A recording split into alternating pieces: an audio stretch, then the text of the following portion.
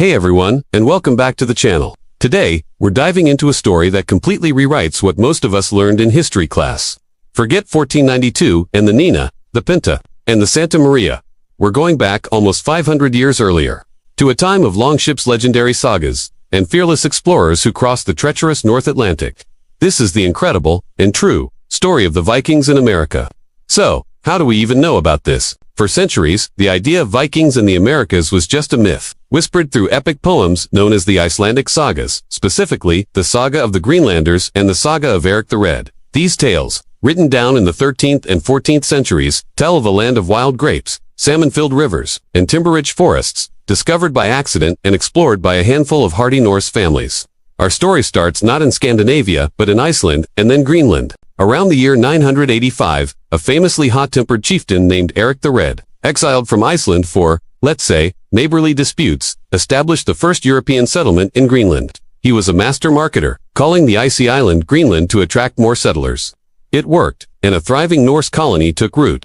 It was from this Greenland settlement that the next, even more momentous, leap was made. The sagas tell of a trader named Bjarni Herjolfsson, who, while sailing from Iceland to Greenland, was blown wildly off course by a massive storm. When the storm finally cleared, he and his crew found themselves looking at a coastline they didn't recognize. It was low-lying, covered in forests, and definitely not the icy shores of Greenland.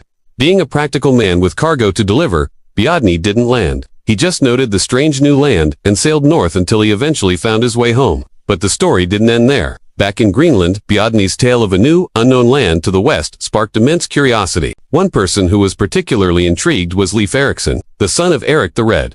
Leif was described as a wise and ambitious man, the complete opposite of his fiery father.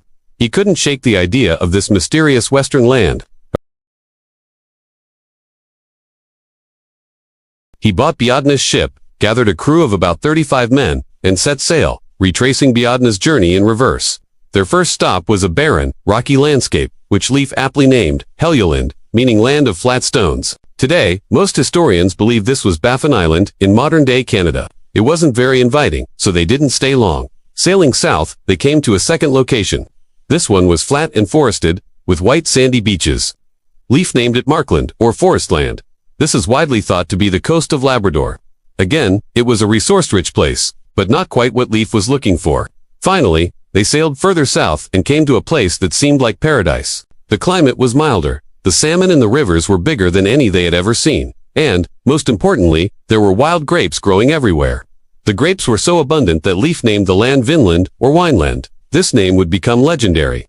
Leif and his crew decided to spend the winter there. They built a small settlement with several longhouses and explored the surrounding area. One of the most striking things they noted was that the days and nights were more equal in length than in Greenland, confirming they were much farther south. After a comfortable winter, they loaded their ship with timber and grapes and sailed back to Greenland. Their voyage a resounding success. Leif Erikson would go down in history as the first European to set foot in North America. But the story of the Norse in Vinland doesn't end with Leif. His voyage inspired others.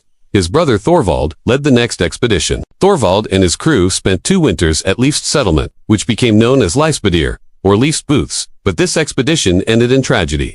During an encounter with the native inhabitants, whom the Norse called Skrælings, Thorvald was fatally wounded by an arrow, becoming the first European to die and be buried in America. Despite this, the voyages continued.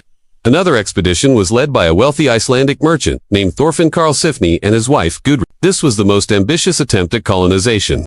They brought over 60 men, some women, and livestock, intending to create a permanent settlement. Gudrid even gave birth to a son, Snorri, who was the first European child born in the Americas.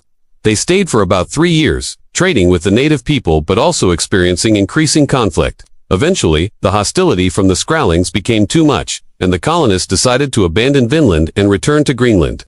For centuries, this was just a story, a fascinating myth. There was no physical proof. Many people dismissed the sagas as pure fiction. But that all changed in 1960. In a dramatic discovery that would vindicate the sagas, to Norwegian archaeologists, Helge and Anstein Ingstad, uncovered something incredible at the northernmost tip of Newfoundland, Canada, in a place called Meadows. They found the remains of a Viking Age settlement. Excavations revealed the outlines of 8 turf-walled buildings, including longhouses, a forge, and workshops, all built in a style identical to those found in Norse Greenland and Iceland from the same period. The forge was a crucial piece of evidence. It contained slag from smelting a runa technology unknown to the native peoples of North America at that time. They also found artifacts like a bronze ring-headed pin, a soapstone spindle whorl used for spinning wool, and iron boat rivets. These were definitively Norse items. Radiocarbon dating of the site placed its occupation right around the year 1000, perfectly aligning with the timeline of Leif Erikson's voyage described in the sagas. Meadows wasn't a large settlement. It was likely a base camp, a gateway for expeditions further south into the Gulf of St. Lawrence, the land the sagas called Vinland. It was a place for ship repair, resource gathering, and spending the winter before exploring the richer lands they had heard about. So why didn't the Vikings stay? Unlike the later European colonization led by Columbus and others, the Norse attempts were small-scale family affairs. They came from a tiny colony in Greenland, which itself had a population of only a few thousand people. They simply lacked the numbers, the resources, and the military power to sustain a settlement thousands of miles from home, especially in the face of resistance from a well-established native population. The Skraelings, likely ancestors of the Beothic or Micmac peoples, knew the land and vastly outnumbered the Norse explorers. The distance was also a major factor. The supply line back to Greenland, and then on to Iceland and Norway, was incredibly long and dangerous. It was just too difficult to maintain a permanent foothold. By the 14th century, even the Greenland colony itself began to fail due to a cooling climate and faltering trade routes. The Norse age in the West was coming to an end. The discovery at Meadows is now a UNESCO World Heritage Site, a tangible link to this forgotten chapter of history. It proves, beyond any doubt, that Vikings not only reached North America, but also built a settlement there, nearly 5 centuries before Christopher Columbus was even born. So while Columbus's voyages in 1492 undeniably changed the world forever by opening up permanent lines of contact between the old world and the new, he wasn't the first. That honor belongs to a brave and curious Viking named Leif Erikson, whose journey into the unknown redefined the boundaries of his world. It's a powerful reminder that history is often more complex and surprising than the simple stories we retold. There are always new discoveries waiting to be made, and old stories waiting to be proven true. Thanks so much for watching. What do you think is the most fascinating part of the Vikings' journey to America? Let me know down in the comments. And if you enjoyed this video and want to explore more hidden histories, don't forget to hit that like button and subscribe to the channel. We'll see you in the next one.